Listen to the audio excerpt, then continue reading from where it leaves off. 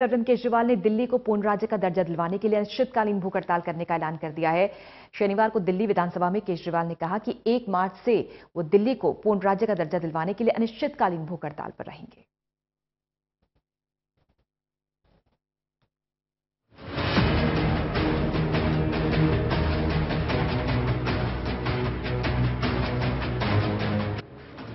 दिल्ली के मुख्यमंत्री अरविंद केजरीवाल ने ऐलान जंग छेड़ दिया है। सीएम केजरीवाल ने दिल्ली को पूर्ण राज्य का दर्जा दिलाने के लिए 1 मार्च से अनिश्चितकालीन भूख हड़ताल पर बैठने का ऐलान कर दिया है।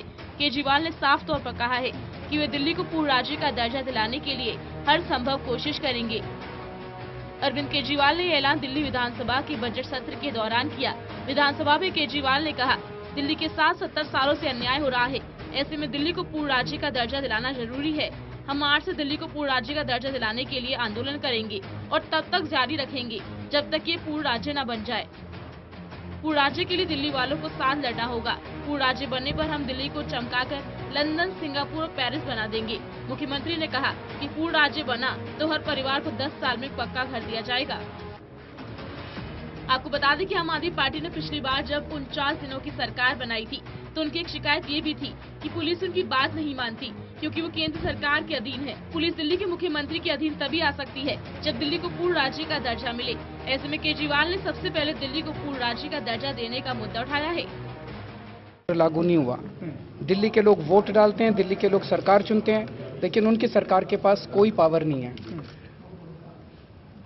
70 साल से दिल्ली के लोग मांग कर रहे हैं कि दिल्ली को पूर्ण राज्य बनाया जाए। जैसे महाराष्ट्र की सरकार के पास, मध्य प्रदेश की सरकार के पास, हरियाणा की, पंजाब की, राजस्थान की सरकारों के पास पूरी पावर होती है अपने प्रदेश के लोगों के लिए काम करने की। दिल्ली के लोग जो सरकार चुनते हैं उनके पास कोई पावर नहीं होती है। दिल्ली पूर्ण राज्य बनेगी, हर परिवार को अपना एक घर मिलेगा। दिल्ली पूर्ण राज्य मिलेगी तो पूरी दिल्ली साफ सुथरी होगी, सुंदर होगी। दिल्ली को पूर्ण राज्य मिलेगा तो रोजगार मिलेगा हर युवा को। दिल्ली पूर्ण राज्य बनेगी, जितने कच्चे कर्मचारी हैं सब पक्के होंगे।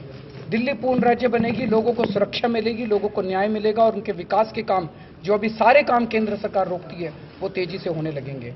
तो 1 मार्च से दिल्ली के अंदर, दिल्ली में पूर्ण राज्य के लिए आंदोलन शुरू होगा और 1 मार्च से इस आंदोलन के लिए दिल्ली के लोग, वैसे ही सब लोग चाहते हैं कि पूर्ण राज्य मिले, लोगों को संगठित करने के लिए और इस आंदोलन की शुरुआत करने के लिए 1 मार्च से मैं अनिश्चितकालीन उपवास करूंगा। मुख्यमंत्री से पहले उप मुख्यमंत्री मनीष सिसोदिया ने भी सदन में भाषण दिया। उन्होंने कहा, एलजी के दफ्तर पर ट्रांसफर और पोस्टिंग की इंडस्ट्री लगा रखी है। एलजी की नाक के नीचे ट्रांसफर पोस्टिंग का धंधा चल रहा है। इस दौरान पीएम मोदी पर निशाना साधते हुए सिसोदिया ने कहा कि देश के 40 जवान शहीद हो गए, फिर भी उसके बाद हमारे देश के प्रधानमंत्री 4 घंटे तक मॉडलिंग और फोटोशूट करवाते रहे। वहीं मंत्री गोपाल राय ने सदन में कहा कि देश में 29 राज्य हैं। हरियाणा, यूपी, महाराष्ट्र को पूर्ण राज्य बनाया गया। मणिपुर, गोवा जैसे छोटे राज्यों को भी पूर्ण राज्य का दर्जा दिया गया, लेकिन दिल्ली को नहीं। अगर आज दिल्ली पूर्ण राज्य होता तो काम की रफ्तार 10 गुना ज्यादा होती। पूर्ण राज्य का दर्जा न होने से काम की रफ्तार कम है। देखिए, पिछले 70 साल से दिल्ली की जनता के साथ केंद्र सरकार द्वारा अन्याय किया जा रहा है, अपमान किया जा रहा है और इसीलिए बार बार इस दिल्ली के अंदर पूर्ण राज्य बनाने की आवाज उठती रही है। चाहे वो दिल्ली के पूर्व मुख्यमंत्री मदन लाल खुराना जी हों, चाहे साय सिंह वर्मा जी हों या पूर्व उप प्रधानमंत्री लालकृष्ण आडवाणी जी हों, पूरी भारतीय जनता पार्टी और कांग्रेस पार्टी लगातार ये वादा करती रही, लेकिन धोखा देती रही। आज हम लोगों को लग रहा था कि शायद 4 साल गुजर गए। 4 साल से हमने केंद्र सरकार के सामने भी हाथ जोड़े, एलजी के सामने भी हाथ जोड़े, न्यायालय के सामने भी हाथ जोड़े, लेकिन हम लोगों को लग रहा है कि दिल्ली के साथ तारीख पर तारीख तो मिल रही है, कांग्रेस भाजपा के धोखे तो मिल रहे हैं, लेकिन न्याय नहीं मिल रहा है। इस समय दिल्ली की हवाओं में जबरदस्त पॉलिटिक्स छाई हुई है। लोकसभा चुनाव नजदीक और ऐसे में केजरीवाल के इस धरने को चुनावी स्टंट भी माना जा सकता है। इससे पहले केजरीवाल ने एक जनसभा को संबोधित करते हुए कहा था, हम कांग्रेस और गठबंधन के लिए मना कर थक गए हैं, लेकिन वो मानने के लिए तैयार नहीं है।